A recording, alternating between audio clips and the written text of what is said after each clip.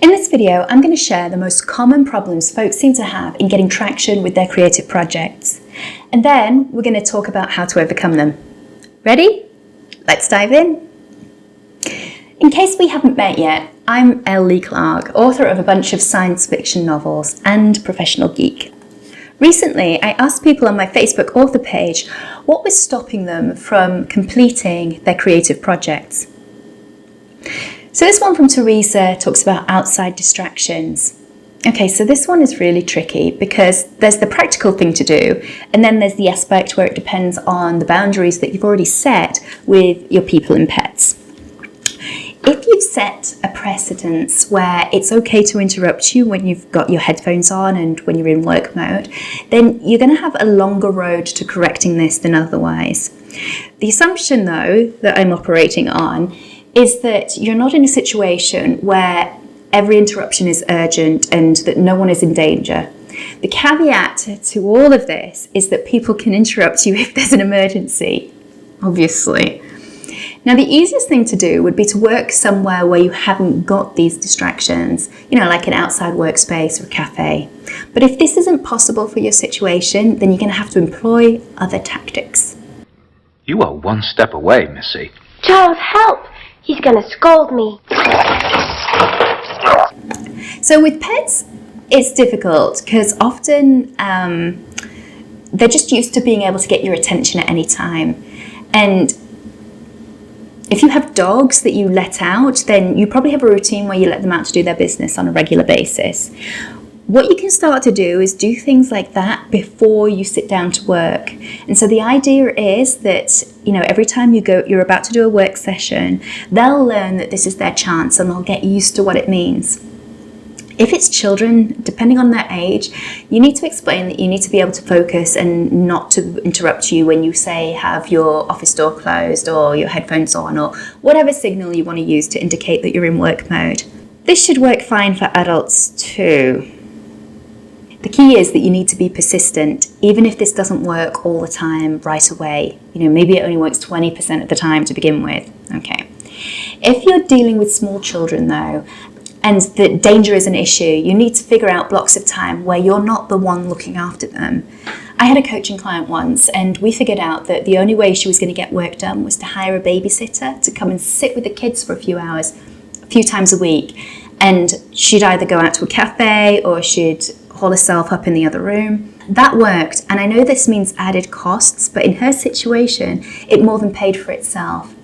So the consideration is really, how important to you is it that you work on this project? What are the other upsides to having that clear space?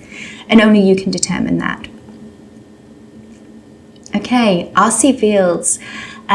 Too many things to do and not having the energy necessarily, or having to manage the energy. Now, I can really relate to this one, especially the limited energy thing. The overwhelm thing as well, because I tend to want to do a million projects and I have to be really, really strict with myself about which ones that I take on and project cycling and all that kind of stuff. That's another issue. But most folks already have a system for prioritizing the things that you immediately have to get done. So things like listing out and everything and then putting numbers on, say, the top 3 most important things is a really good way to overcoming the procrastination part and gradually walking back from overwhelm. But if you have limited energy, and let's face it, we all do to a degree, right? No one has unlimited amount of energy, and there's a limit to the number of energy drinks you can have, and they're so bad to you for a number of reasons. The best thing to do is to tackle the most important pressing things first, obviously. But within that, here's one gem of a hack that I absolutely love, and it works like magic. You ready for it? You sure? Do the quickest thing first. Now, I used to hate this. I thought it was dumb when I was studying because I only valued the time where I got real work done. Like decision fatigue is an actual thing too, where you only have like a limited number of resources for making decisions and for switching tasks. And the danger I always felt was that you'd burn out before you get the real work done. So this is an issue. and you've got to balance it. But there is a payoff to getting like simple, quick tasks done, because even if it's not in your top priorities, it's liberating. Getting that one thing off your plate gives you a sense of completion, and it really does walk you back from overwhelm really fast. In overwhelm, you're never going to get to the deep work because the part of the brain that you need, the cerebral cortex, it gets deactivated. So you're not losing anything by doing this task. And in fact, you're gaining a whole bunch of stuff because you're getting yourself back into a productive state. So for example, you might have a few short tasks that might be weighing on your mind, maybe a couple of bills to pay or things to order online, maybe you have like calls to return or best messages to respond to. Do those quick things first, and then in doing so, you get some completion and you get that little dopamine hit. Then you can use that momentum to move on to a higher priority item. The other thing to do is to also make sure that you're not trying to get too many things done in a day. So maybe have like one high priority thing, and then that's it. And that's for the day. And then you can tackle another thing tomorrow. So then we've got this one from Russell, and about the pressure to get it right and not having permission to just play and figure stuff out. And I really get that. I mean, Russell's talking about an external factor here, and I know other people suffer from this. Like I have that internal one that I had to overcome. Maybe you can identify this on some level. So let me know in the comments if you can relate to it. I really like this one as an example to talk about because it's more internal, which means that we actually do have a bunch more control over it. We can change our minds and our habits and our behaviors without needing, the input or cooperation from anyone else. Now, there are a bunch of emotional and mental exercises that you can do to remove limiting beliefs caused by past events, and I value those a lot. But really, there is a straightforward, simple solution for this one, and it's just increasing your output. I know, bear with me. If you just keep doing the thing and not worrying about how good it is or what other people think, you start to build your confidence. A really good way of doing this is to use micro projects. So a micro project is just something very small that you can turn around in, say, 10 minutes, and you fit it in every single day.